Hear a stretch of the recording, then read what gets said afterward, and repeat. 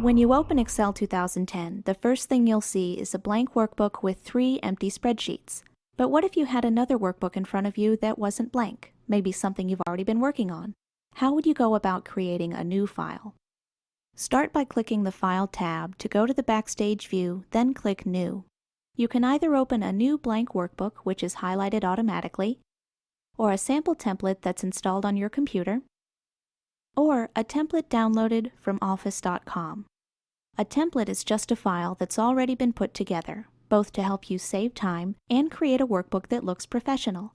Some Excel templates even include complex formulas or formatting, so you don't have to know how to write formulas yourself. We're going to go over them in detail in a later lesson, so this time, let's select the blank workbook here, click Create, and it will open in a new window. To open an existing workbook that's already saved to your computer, click File to return to the Backstage view. If the workbook you're looking for is something you've worked on recently, you might be able to find it under Recent, where your most recent files are listed here on the right. Otherwise, the easiest way to open any file is to click Open, which takes you to the files and the folders on your computer.